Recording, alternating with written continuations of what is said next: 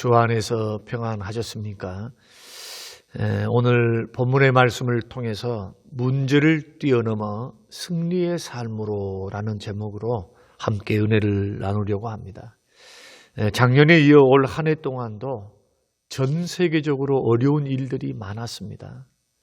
우리가 며칠 전 뉴스를 통해서 우리 모든 분들이 아마 소식을 접했으리라 생각합니다마는 가공할 만한 토네이도가 미국 중부 지역 20개 주를 통과하면서 지나간 자리를 우리가 화면으로 봤습니다마는 폐허밖에 남지 않은 공장도 집도 학교도 그리고 일하던 사람들도 얼마나 놀랄 정도로 그렇게 토네이도가 강력한 위력을 발휘했습니다.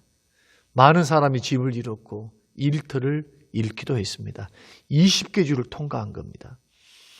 올 여름이었습니다. 중국에서는 100년 만에 올까 말까 하는 큰 비로 중국의 중부지방에 많은 재산 피해와 많은 이재민들을 발생시켰는데 가슴 아픈 기억 가운데 하나는 뭐냐 하면은 지하 차도에 갇혀서 많은 사람이 죽음을 당한 일, 이 물이 한꺼번에 몰려와서 빠져나가지 못하고 수장되는 그러한 안타까운 뉴스 보도를 우리가 듣기도 했습니다. 국제 정치로는 어떻습니까? 코로나 팬데믹 상황 속에서도 미중 신냉전 시대로 접어들었습니다. 패권 전쟁이 지금 일어나는 것입니다. 또 중국과 대만의 전쟁 내지는 러시아와 우크라이나 전쟁이 임박해 있음을 우리가 상황을 통해서 보고 있습니다. 인간이 이렇게 어리석습니다. 함께 힘을 합쳐 전 세계적인 재난에 헤쳐나가려고 하지는 않고 패권 싸움, 이권 싸움에 몰두하고 있는 사람들 내지는 국가의 모습을 우리는 보게 됩니다. 이 인간의 죄악된 죄성의 민낯을 보는 것 같습니다. 또한 지금 전 세계는 오미크론 확산 때문에 위드 코로나가 중단되었습니다. 각국이 방역 조치를 더 강화해가고 있는데요. 어제 뉴스를 보니까 2년이나 지속된 코로나 사태 때문에 이제는 소상공인과 사업하시는 분들이 버틸 힘조차 없다. 미래가 보이지 않는다는 겁니다. 지금까지도 버티고 있었는데 더 이상 버틸 힘이 없다. 일반 시민들도 작게 크게 우울증에 시달리는 사람들이 많아졌다고 하는 통계 보고를 우리가 보기도 했습니다. 그러니까 건강적으로 정신적으로 경제적으로 사회적으로 지금 이 시기는 총체적 문제투성이다. 그 자체다. 청년들은 어떻습니까? 직장에서 사람들을 뽑지 않으니까 지금 대학을 졸업해도 들어갈 일자리가 없습니다. 정규직이 없습니다. 뽑지를 않기 때문에 이런 문제, 또 청년들 결혼 문제, 자녀 출산 문제, 육아 문제, 총체적인 문제, 거기에다가 집값은 고공행진을 하죠. 참 어려운 시대에 우리가 지금 하나님의 부름을 받고 이 땅에 살면서 이러한 문제를 맞닥뜨린 것입니다. 교회는 어떻습니까? 교회 사정도 뭐 별반 다를 것 없죠. 거듭되는 확산으로 지속적이고 체계적인 예배를 드릴 수 있습니까? 전도, 선교, 교육, 교제, 봉사활동 다 힘들어졌습니다. 그런데 제가 생각할 때 이런 문제도 문제지만 더 큰 문제는 뭐냐? 교회와 신앙에 대한 사기 저하, 영적 침체가 더 문제다 생각합니다.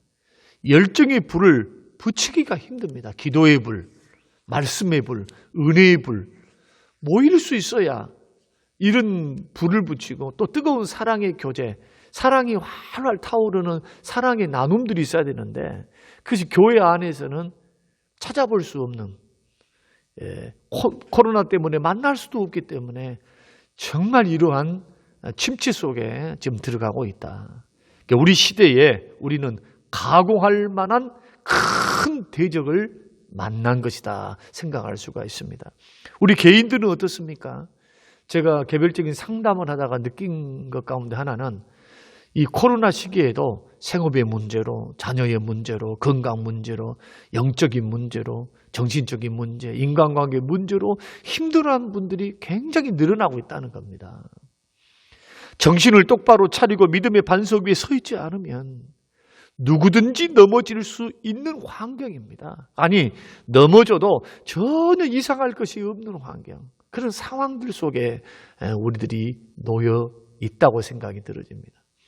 저는 이런 총체적인 문제 속에서 성경 속의 한 나라와 한 인물을 생각해 봅니다. 적들의 침입으로 나라가 망했습니다. 모든 재산을 빼앗겼습니다. 포로로 개처럼 끌려갔습니다. 다행히 하나님의 은혜로 70년 만에 고향으로 돌아갔지만 귀향한 지 100년이 되어도 성벽조차 쌓지를 못합니다.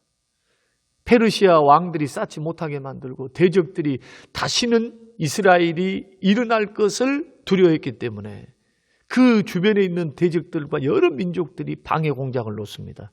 그 나라가 유다 나라, 이스라엘 민족입니다. 그리고 이 시대에 살았던 한 인물도 생각나는데 고향에 돌아간 지 100년이 다 지났어요. 이제 이미 1차, 2차 귀환을 다 했습니다. 그러나 100년 동안 성벽은 지어지지 못했고 성문은 불타버렸고 적들이 계속 노략질을 해서 재산을 뺏깁니다. 딸들이 납치를 당합니다. 지금도 무고한 인명이 죽임을 당하고 대다수의 백성들이 탄식과 고통 속에서 눈물 짓고 있고 고통당한다는 소식을 듣고 수일 동안 금식하며 눈물로 기도했던, 회개하며 기도했던, 약속의 말씀을 붙들고 기도했던 그 사람이 느헤미야입니다. 그는 페르시아의 고위 관직에 있던 사람입니다. 남부를 곳이 없는 평화라고 안정적인 삶을 살았던 이 느헤미야입니다. 그런데 하나님의 백성들의 고통의 소식을 듣고 난 후에는 하나님을 위한, 하나님의 백성을 위한, 하나님의 나라를 위한 하나님의 근심을 마음에 품게 되었습니다. 잘 먹고 잘 살고 미래가 보장된 삶 속에서도 그런 마음속에 근심이 있었어요. 얼굴에 근심이 가득했습니다. 마음에 고통이 가득했습니다. 누구를 위한 근심입니까? 하나님을 위한 근심, 하나님의 백성을 위한 근심, 주의 나라를 위한 근심. 이런 근심이 기도가 구체화되고요. 그리고 느헤미야 2장의 말씀 보면은 왕에게 나아가서 왕이 네가 무엇을 원하느냐 이렇게 물었을 때 성벽 재건을 위해서 예루살렘으로 보내달라고 그렇게 청합니다. 그러니까 이 기도하면서 이 예루살렘의 도탄에 빠진 예루살렘, 문제를 만나고 고난과 어려움 속에 있는 예루살렘을 위해서 기도하면서 무슨 마음을 품었느냐 하면은 예루살렘 성벽 재건을 위해서 예루살렘에 가고자 하는 비전, 하나님을 위해서 무엇인가 하겠다라고 하는 꿈을 품게 되었다는 겁니다. 그리고 왕의 허락을 받아서 예루살렘 총독으로 그는 예루살렘으로 가게 되죠. 예루살렘으로 돌아온 그가 마주했던 첫 번째 상황은 어떤 상황이냐 하면은 금이 환영한 것이 아니고 그 축복받은 환경 속에서 행복이 기다리고 있는 것이 아니라 사람의 힘으로는 도저히 감당할 수 없는 두 가지 문제가 그를 기다리고 있었습니다. 그 두 가지 문제가 오늘 본문 11절과 17절 말씀 보면은 성벽의 파괴 정도가 심해서 재건이 쉽지 않다는 겁니다. 그는 그 밤에 3일이 지난 후에 그 밤에 성벽을 다 돌아보니까 기초라도 있었으면 쉬웠을 텐데 기초까지 싹 다 무너뜨려 버린 겁니다. 누가요? 바벨론 느부갈네살이 1차, 2차, 3차 때, 특별히 3차 침공할 때 바벨론 느부갈네살이 이 예루살렘을 완전히 초토화시켜 버린 겁니다. 그래서 기초부터 다시 세워야 하는 그러한 큰 일에 봉착했고요. 두 번째는 성벽 재건도 재건인데 거기에 있었던 북쪽으로는 사마리아 총독이었던 산발랏, 동쪽에는 암몬 지방의 두령이었던 도비야, 그 다음에 동남쪽으로는 지금의 사우디아라비아 지역에 있는 아라비아 사람 게셈이라고는 두령, 이 세 세력이 연합으로 해서 조그만 이 유대 땅을 특별히 유대 땅의 예루살렘의 성벽을 재건하지 못하도록 방해치고 있는 겁니다. 생명을 위협합니다. 공격하겠다. 그리고 회유도 합니다. 암살도 시도합니다. 협박도 합니다. 비웃기도 합니다. 자, 이런 일들을 통해서 못하게끔 하는 방해 공작을 지금 하고 있는 이러한 큰 문제. 성벽만 쌓아도 이 문제가 클 텐데 옆에서 방해 공작을 하고 있는 페르시아 총독과 그 암몬 족속의 두려움과 아라비아 사람의 그 두려움들이 유대가 다시 세워지는 것, 성벽 재건에서 나라의 기틀을 삼는 것을 절대로 기뻐하지 않고 방해하는 것을 보게 됩니다. 다 뭐 때문입니까? 기득권 때문에 그렇습니다. 명예 때문에, 권력 때문에, 이권 때문에 성벽 재건을 못하게 한 겁니다. 마찬가지입니다. 오늘날 우리들이 하나님의 일을 하려고 할 때, 또 우리가 믿음의 길을 걸어가려고 할 때, 주의 뜻을 따라서 주께서 주신 비전과 꿈, 성령께서 주시는 마음의 감동을 따라서 순종의 길, 믿음의 길 걸어가려고 할 때, 봉사, 섬겨서 주의 뜻대로 섬겨가려고 할 때, 하나님의 일을 하려고 할 때 언제나 기억하십시오. 방해하는 방해 세력이 있습니다. 가장 큰 방해 세력이 누굽니까? 사단입니다. 사단은 사람을 이용하고 환경을 이용하고 핍박을 이용해서 믿는 사람들을 무너뜨리려고 합니다. 하나님의 일을 중단시킵니다. 믿음에서 떨어지게 합니다. 이게 사단의 일이라는 겁니다. 여러분 신명기 1장 24절과 28절에 보면은 모세가 광야 2세대들에게 가나안 땅을 들어가야 될 광야 2세대들에게 모세가 자기 아버지 어머니 세대에 있었던 가나안 정탐 12명의 정탐꾼을 보냈던 그 이야기를 합니다. 그런데 10명의 정탐꾼들은 뭐라고 말합니까? 가나안 땅에 들어갔더니 젖과 꿀이 흐르는 땅이었다. 근데 그곳에 가봤더니 대적들이 있더라. 아낙 자손들이 있더라.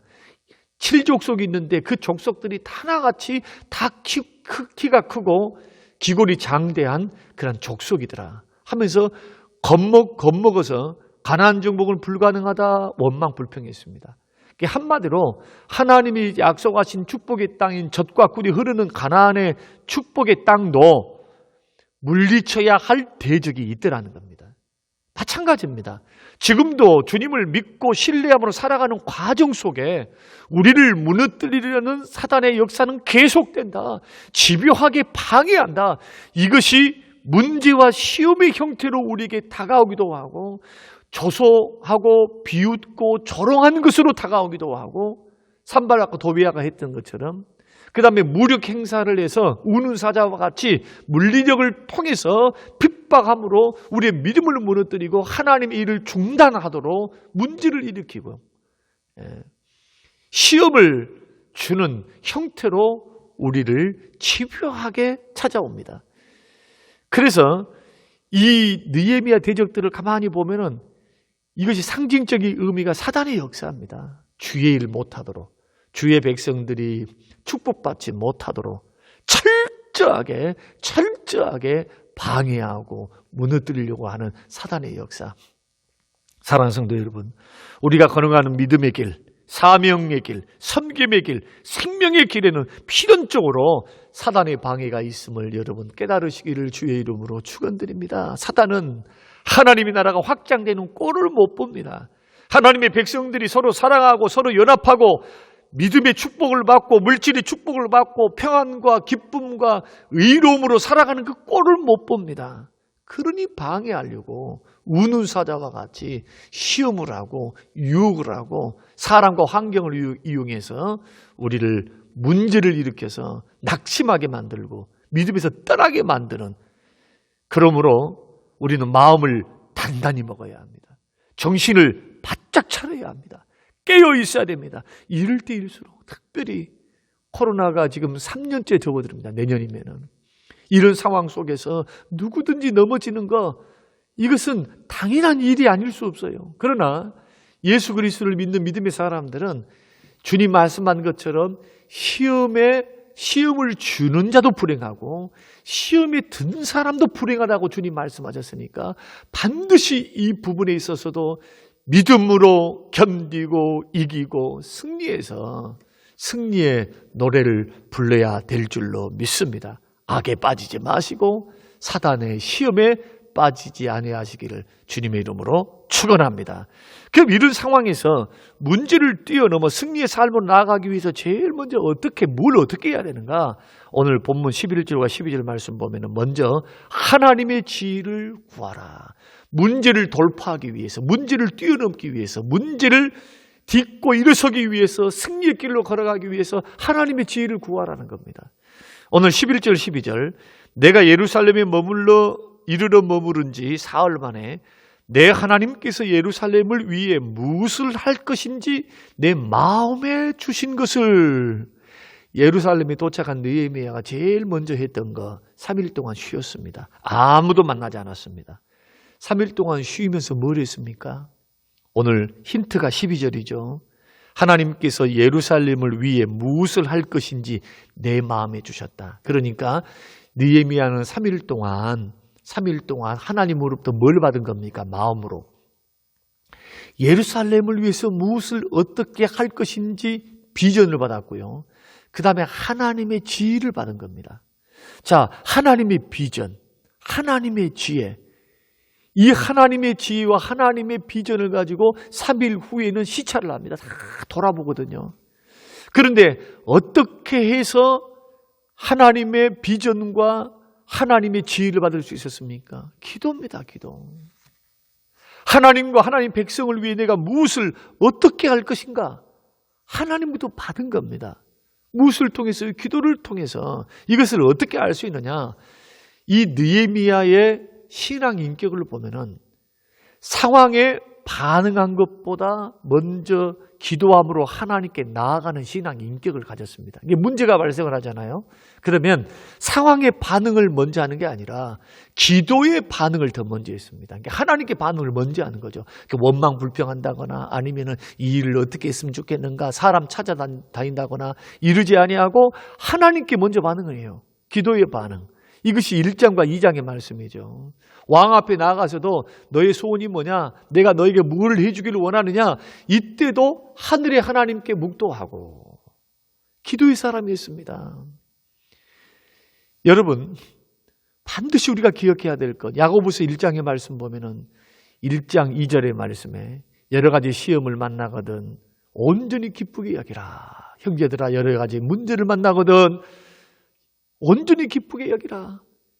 이 여러 가지 시험, 믿음의 시련, 어려움, 사단의 시험, 이런 것이 우리로 하여금 오히려 인내하게 하고 하나님의 사람으로 온전하게 준비시키는 일들을 하거든요. 인내를 이루게 만들고 그런 축복이 있어요. 그런데 5절 말씀 보면은 지혜 구하래요. 지혜. 이게 문제가 있다. 믿음의 시련이 있다. 어려움에 봉착했다. 사단이 도전해 온다. 우리의 믿음을 빼뜨려고 한다. 넘어뜨리게 만든다. 마음을 낙심시키게 만든다. 라고 할 때 우리는 견뎌야 하는데 견디면서도 필요한 게 뭐냐 하면은 기도하라는 거예요. 무슨 기도? 하나님께 지혜 달라고. 지혜. 그러니까 기도하면서 느헤미야도 홀로 3일 동안 기도하면서 하나님께 기도하면 하나님의 비전을 받습니다. 더 큰 꿈을 받습니다. 그리고 무엇을 어떻게 해야 할 것인가에 대한 구체적인 지혜를 받습니다. 이것이 3장과 4장에서 절정을 이루죠. 우리는 이런 모습을 보면서 그가 52일 만에 그 대공사를 이룰 수 있었던 비결 가운데 하나가 기도함으로 하나님의 지혜를 받은 겁니다. 사랑하는 성도 여러분, 우리가 문제가 많습니다. 우리 인생에 얼마나 문제 많습니까? 풀어야 할 문제도 많고요. 지금 헤쳐나가야 할 어려움도 많습니다. 이때 제일 먼저 필요한 것은 하나님의 지혜를 받으시기를 주의 이름으로 축원드립니다. 하나님 우리에게 지혜 주세요. 하늘의 지혜를 주세요. 주여 이 문제덩어리, 이 어려움 속에서 내가 무엇을 어떻게 해야 합니까? 하늘 아버지여 나에게 가르쳐 주십시오. 하나님의 지혜를 구하십시오. 그래야 하면은 주시리라 말씀하십니다. 야고보서 1장 5절 그럼 후히 주시고 꾸짖지 아니하시는 하나님께 구하면 하나님이 지혜를 주시리라. 이것이 느헤미야가 문제를 뛰어넘어서요 승리할 수 있었던 첫 번째 비결입니다. 두 번째는 상황을 파악하고 분석하라는 것입니다. 11절과 15절 말씀 보면은 3일이 지난 후에 하나님의 비전을 받고 하나님의 지혜를 받고 그 밤에 아무에게도 알리지 않고 몇 사람만 데리고 성벽 전체를 돌아봤습니다. 무너짐이 어느 정도인가, 무엇이 필요한가, 그리고 어떻게 성벽 재건을 해야 하는가 눈으로 파악하면서 분석에 들어가는 것입니다. 그런데 오늘날 많은 성도님들을 보면 문제를 만나면 가르침대로 기도하려고 합니다. 하나님 앞에 열심히 기도도 하고 지혜도 구하고 도움도 구하고 은혜도 구하고 그래서 새벽기도, 작정기도, 새벽기도, 금요기도. 그런데 기도만 하고 무작정 기다리는 분들이 많습니다. 여러분, 이것은 마치 수험생들이 시험을 앞두고 공부는 열심히 하지 않고 기도만 하는 것과 똑같아요. 어떤 과목이 부족한지를 파악해서 부족함을 메꾸려고 노력해야만 좋은 성적을 거둘 수 있을 텐데 그러지 않는 분들이 많아요. 그런데 하나님께서는 기도에 응답하시지만 우리의 노력을 사용하셔서 응답하심에 대해서 모르는 분들이 너무 많아요. 우리가 노력하는 것을 그냥 인간적인 일이라 생각하시는 분이 많습니다. 그러나 그렇지 않습니다. 우리는 기도하면서 지혜를 구하면서 또한 우리가 할 일을 해야 합니다. 하나님은 주위의 일들을 시키실 때도 마찬가지입니다. 사람을 통해서 하시거든요. 주님이 앞서가셔서 일도 하시고 여호와 이레로 준비도 하시고 길도 열어주시지만은 하나님은 어떤 사람을 통해서 주의 말씀을 따라 순종하여 노력하는 사람, 행동으로 옮기는 사람, 주의 비전을 위해서 열심히 노력하는 사람, 구체적으로 심는 사람, 이런 사람을 통해서 일을 합니다. 그러기 위해서 뭐가 필요할까요? 분석이 필요해요. 분석. 여러분 문제를 맞닥뜨렸습니까? 그러면 분석해 보십시오. 상황을 파악해 보십시오. 도대체 무엇 때문에 이런 일들이 일어났는가? 나는 어떻게 해야 되는가? 무엇을 해야 하는가? 어떻게 해야 하는가? 하나님 앞에 지혜를 구하면서 상황을 분석하고 파악하면서 하나님이 지혜를 달라고 정확하게 이 문제점을 보게 해달라고 장단점을 비교할 수 있는 지혜를 달라고 기도하면서 적어보는 것도 굉장한 도움이 됩니다. 여러분 마태복음 7장에 보면은 그 나라와 그 일을 구하면 이 모든 것을 더해 주시겠다 주님이 말씀하셨지요.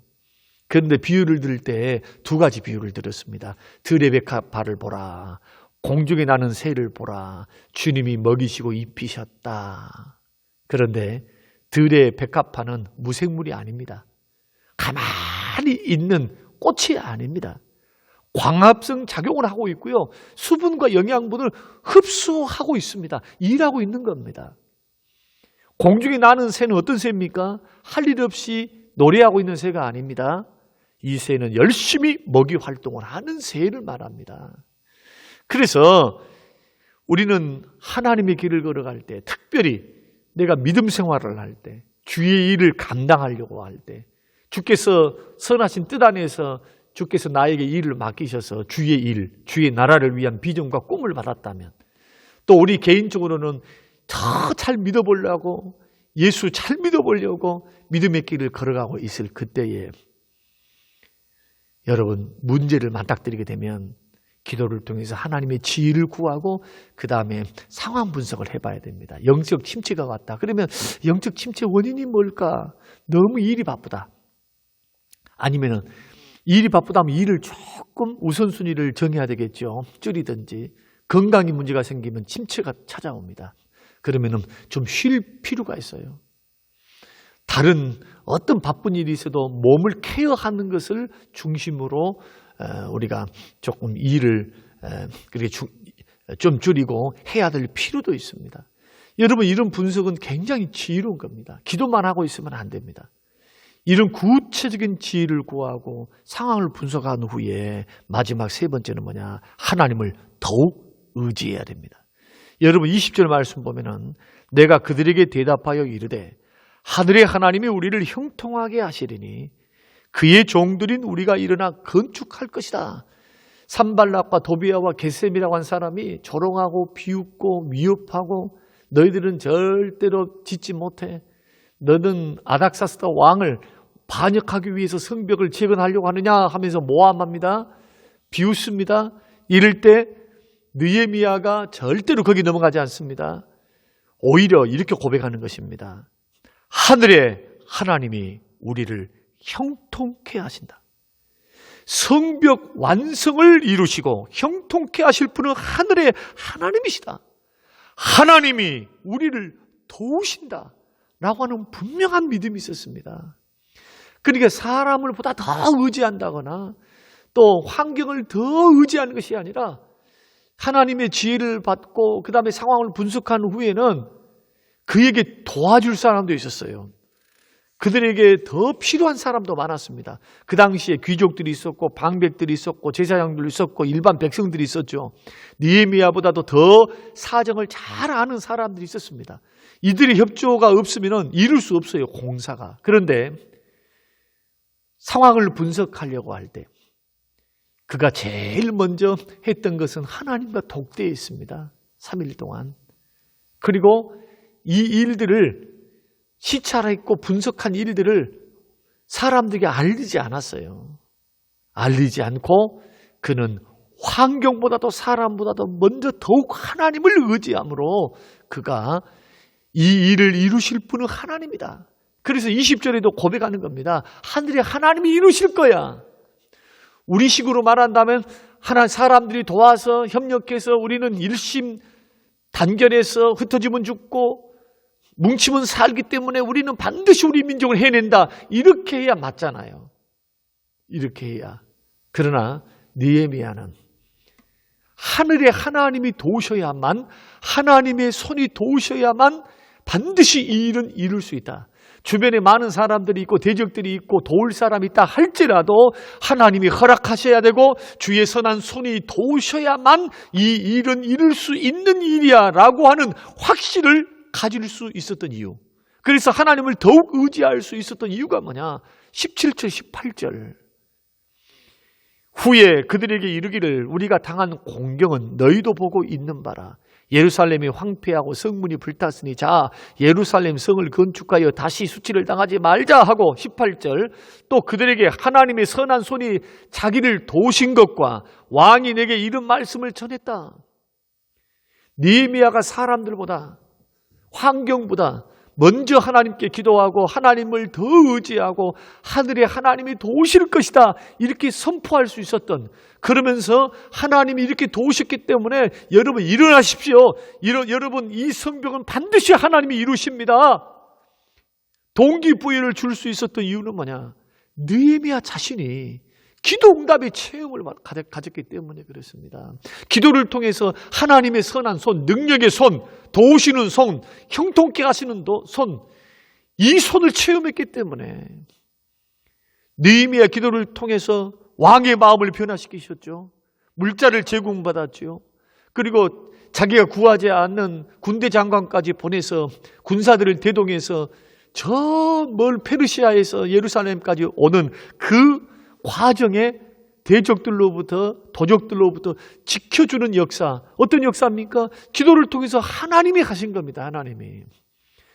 그래서 살아계신 하나님의 능력을 체험했기 때문에 느헤미야는 사람보다 더욱 하나님을 신뢰하고 나아갈 수 있었다. 이 고난의 시기, 어려움의 시기, 코로나 시기는요, 기적의 하나님을 만날 수 있는 절호의 기회입니다. 여러분, 이럴 때 아니면 언제 하나님의 기적을 체험합니까? 평안하고 잘 될 때 기도가 뜨거워지던가요? 그러지 않습니다. 내 힘으로 안 될 때, 내 능력으로 안 될 때, 하나님께서 우리를 낮추실 때, 사단은 도전해 올 때, 그때가 바로 하나님이 기적을 베푸실 때, 하나님의 능력을 체험할 때, 여러분, 느헤미야는 이런 경험을 가지고 있었습니다. 하나님이 살아계신 하나님을 만나는 경험, 기도 응답의 경험, 하나님의 능력을 체험하는 경험. 사랑하는 성도 여러분, 우리는 살아가면서 많은 문제를 만납니다. 나라도, 교회도, 사업도, 가정도, 개인도 여러 가지 시험을 만날 것을 성경이 말씀하고 있습니다. 시험도 여러 가지 시험이라고 말씀합니다. 문제는 뭡니까? 문제를 만난 것이 아닙니다. 문제는 그 문제를 어떻게 풀어나갈 것인가 하는 것이 더 문제죠. 기도를 통해서 하나님의 지혜를 받으시기를 주의 이름으로 축원합니다. 하나님 지혜 주세요. 무엇을 어떻게 해야 합니까? 그러면서도 현실을 바라봐야 합니다. 상황을 파악해야 됩니다. 분석해야 됩니다. 무엇을 어떻게 해야 하는지, 무엇이 고장났는지, 어떻게 해야 하는지 하나님의 지혜를 가지고 하나님의 눈으로 상황을 정확하게 파악하고 분석할 수 있는 능력, 그러면서도 사람보다도 환경보다도 더 의지할 분은 하나님이다. 선하신 하나님의 손이 우리를 도우셔야만 문제는 이길 수 있다. 이렇게 할 때 하나님께서 느헤미야의 삶에 문제에 개입하시고 간섭하셔서 효과적으로 도우사 성벽 공사를 완성시키셨던 것처럼 다가오는 우리 모든 문제, 우리가 2021년 동안 있었던 그 상황들이 계속해서 2022년도 코로나는 또 진행될 것 같고 환경은 어려워질 것 같은 예감 속에 여러분, 하나님의 방법, 느헤미야가 걸어갔던 이 방법을 우리가 교훈을 받고 하나님 능력을 체험하면서 문제를 뛰어넘어 저와 여러분들이 승리의 길로 걸어갈 수 있는 저와 여러분 모두가 되시기를 주의 이름으로 축원합니다. 고마우신 아버지 하나님, 어려운 시대를 살았던 동족의 아픔에 하나님의 근심을 가지고 기도할 줄 알았던 비전 메이커, 그러면서도 실질적인 삶의 현장에 들어가 몸소 솔선수범하며 하나님과 하나님 나라와 백성을 위해 성벽을 완성시켰던 평신도 느헤미야, 그가 걸어갔던 그 길을 바라보며 우리도 코로나 시기 개인적으로 교회적으로 나라와 전 세계적으로 당하고 있는 어려움 속에 주여 문제를 뛰어넘어 승리의 개성가를 부르기를 원합니다. 하나님 이 말씀이 마음에 깊이 새겨지게 하셔서 마음을 새롭게 하고 마음을 굳건하게 하고 믿음의 반석에 굳건히 있어서 주님 승리의 길 걸어가도록 축복하옵소서. 감사드리며 예수님 이름으로 기도합니다. 아멘.